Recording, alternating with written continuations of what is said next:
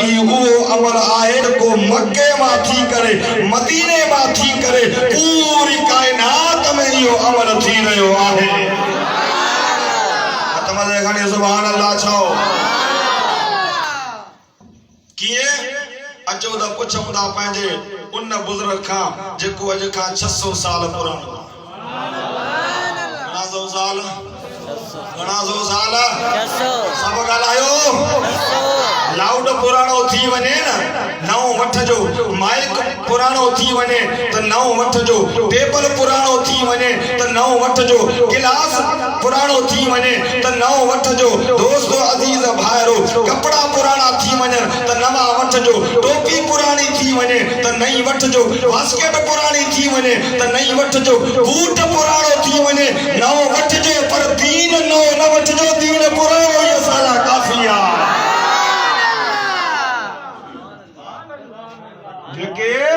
Self सालिहीन असांजा बुजुर्गान दीन औलिया उज़ाम ऐं आइमा मुज्तहिदीन औलिया कामिलीन आहिनि। उन्हनि खां था पुछूं त तव्हां क़ुरान खे सम्झो बि घणो आहे, तव्हां क़ुरान जे नूर सां मुस्तफ़ीद बि आहियो, क़ुरान जे तव्हां अखर अखर खे पढ़ियो आहे, हदीस जे अखर अखर खे पढ़ियो आहे, भला तव्हां फ़ैसिलो कयो ही जेको असां अमल कयूं था इन अमल जेको असांखे अजर मिलंदो या न। फ़ख़्रे अहले सुन्नत, मुजाहिद अहले सुन्नत, मुकर्रर शोला बयां, आलिम नबील, फाजिल जलील मोहम्मद रमज़ान नक्शबंदी ऐं जमात जेको तावन कयो आहे, ही खर्च कयो आहे, एहतमाम कयो आहे, लंगर पचायो आहे, जमात खे घुरायो आहे, एॾी ख़िदमत कई आहे, ही जेको एॾो वॾो प्रोग्राम आहे, छा इन जो सवाब इन्हनि खे मिलंदो या न मिलंदो? त मुंहिंजा दोस्त अदीद भाइरो अचो पहिरियां पुछूं था मुहद्दिस इब्न जौज़ी रहमतुल्लाह ताला अलैहि खां जेको 600 साल न बल्कि 800 साल बुजुर्ग पुराणो आहे, चवे तो ला ज़ाला अहलुल हरमैन शरीफैन वल मिस्र वल यमन व शाम व साइर बिलादिल अरब मिनल मशरिक वल मगरिब वयहतफिलून बिमजलिस मौलिदिन नबी सल्लल्लाहु अलैहि वसल्लम। सुभान अल्लाह।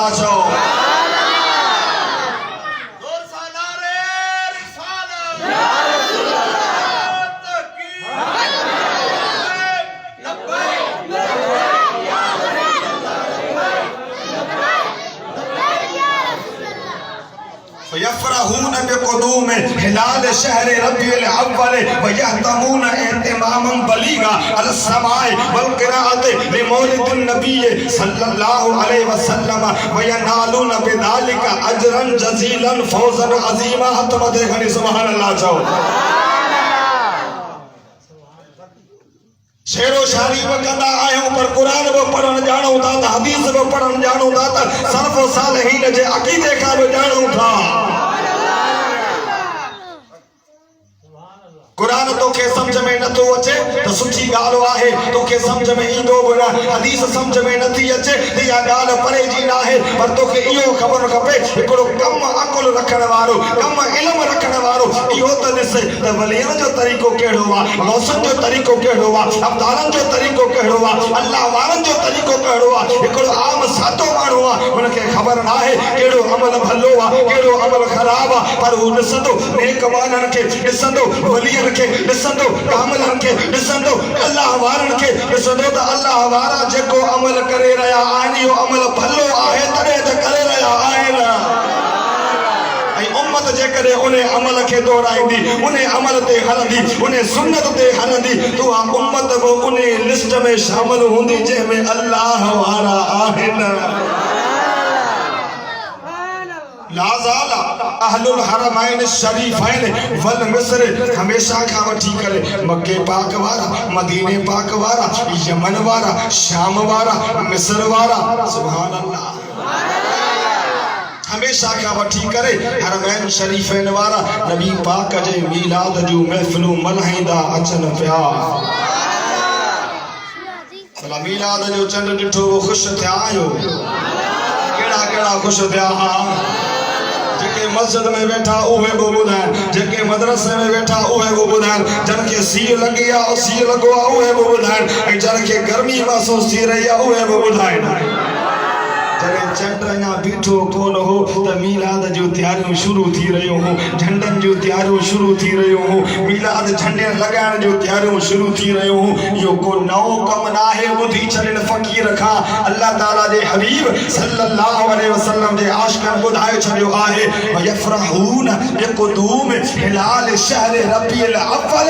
जेमहिल मीलादुन नबी ईद मीलादुन नबी जे रबीउल अव्वल जो चंड ॾिसंदा आहिनि त ख़ुशीअ जो इज़हार कंदा आहिनि। इज़हार कीअं कंदा आहिनि? वयहतमून एतिमाम बलीगा, वॾे पैमाने ते एतिमाम कंदा आहिनि। कहिड़ी ॻाल्हि जो एतिमाम कंदा आहिनि? अल समाए वल क़राअत लिमौलिदिन नबी सल्लल्लाहु अलैहि वसल्लम। मीलाद जे शरीफ जे ॿुधण जो, मीलाद जे पढ़ण जो, मौजज़ात जे ॿुधण जो, कमालात जे पढ़ण जो, सिफ़ते मुस्तफ़ा ॿुधण जो, सिफ़ते मुस्तफ़ा ॿुधाइण जो, नूरानियत जे ॿुधण जो, नूरानियत जे पढ़ण जो, आला बशर हुजण जो, अफ़ज़लुल बशर हुजण जो, अकमलुल बशर हुजण जो, अहसनुल बशर हुजण जो, मुस्तफ़ा करीम जे फ़ज़ाइल खे बयान करण लाइ अहिड़ा वॾा वॾा प्रोग्राम कंदा हुया।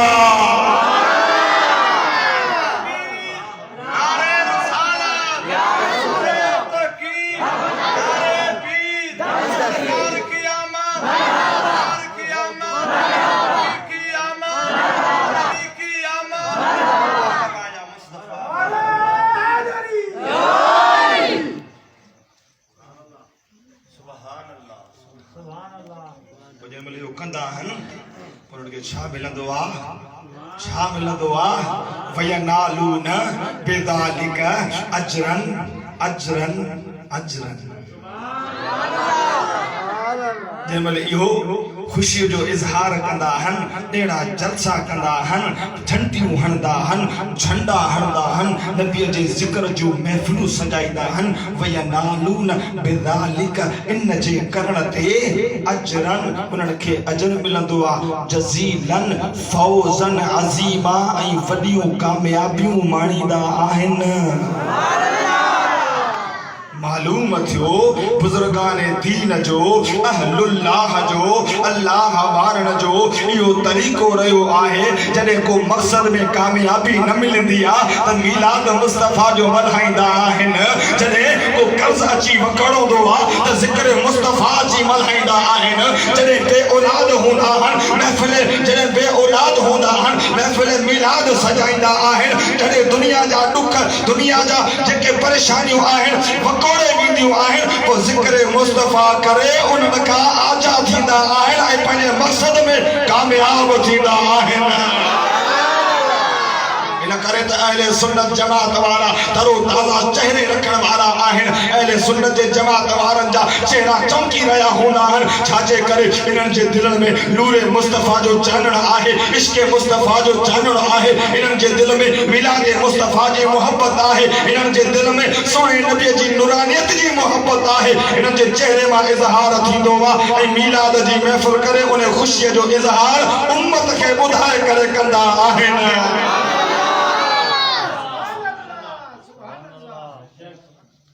इहो आहे मुहद्दिस इब्न जौज़ी, जेके थकजी पिया हो सुभान अल्लाह चओ। मिंट बचिया आहिनि, बाक़ी कुझु अधु तकरीर थी वई आहे, मुंहिंजी बाक़ी अधु बची आहे। माशाअल्लाह वल मिन्नत। मुंहिंजा दोस्त अज़ीज़ भाइरो, शारे बुखारी जी ॻाल्हि कंदुसि। अल्हम्दुलिल्लाह वल मिन्नत। मां दलाइल ॾियण वारो माण्हू आहियां, किताबी माण्हू आहियां। अल्हम्दुलिल्लाह क़ुरान बि पढ़णु ॼाणा थो, हदीस बि पढ़णु ॼाणा थो। मुर्शिद मशहूर वारे साईं जी निगाह करम जो फैज़ आहे।